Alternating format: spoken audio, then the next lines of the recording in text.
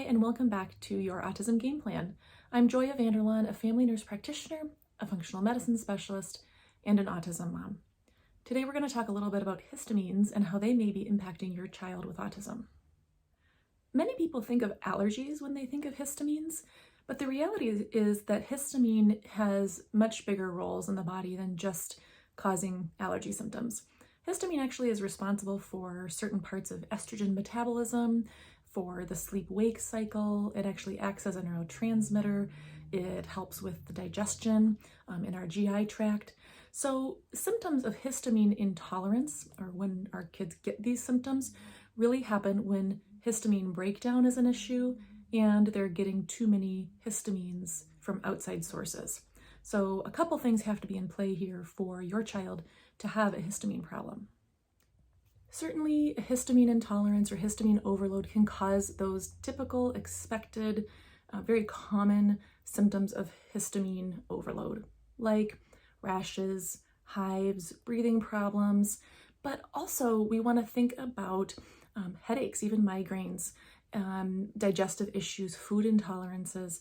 Certainly they can cause behavioral ups and downs and different emotional and behavioral issues that are not so nice to have to deal with. There are some studies that show that blocking histamine in autistic patients can actually reduce the incidence and severity of certain bothersome behaviors in these patients. Histamine can be involved in producing inflammation, specifically in the brain, and we know that that's a problem with a lot of our autistic children, inflammation in the brain. And when there is inflammation in the brain like that, it makes it very difficult to do things like behave well, sleep well, learn new things, develop new connections between brain cells.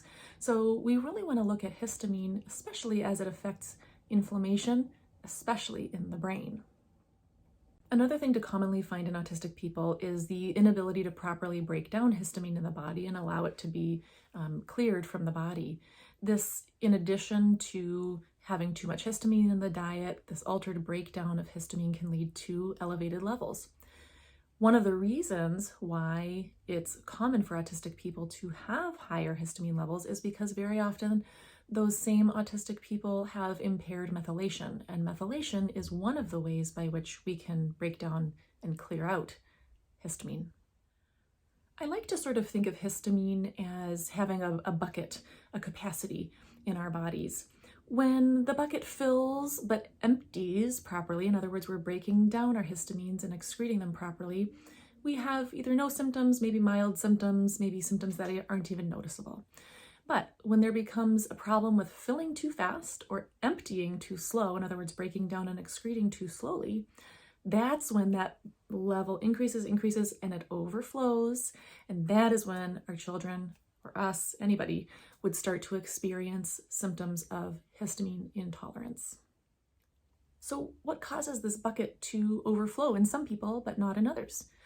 Well, it usually is a combination of a slower degradation of the histamine and too much coming in or being produced by the body.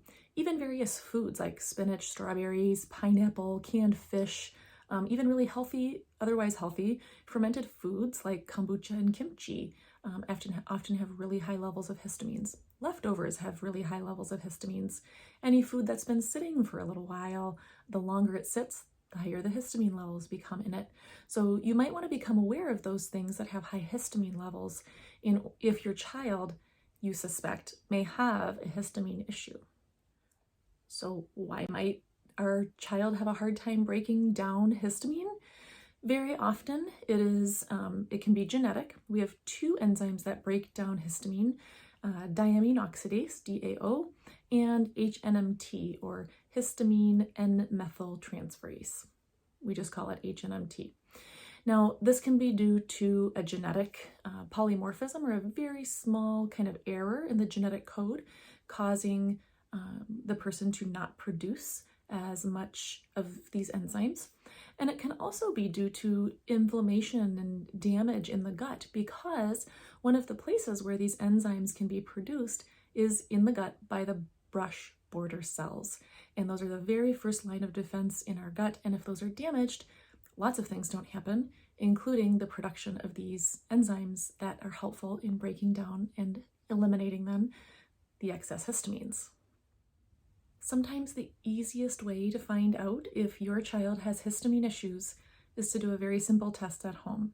And if you're at all unsure, always check with your pediatrician or other provider.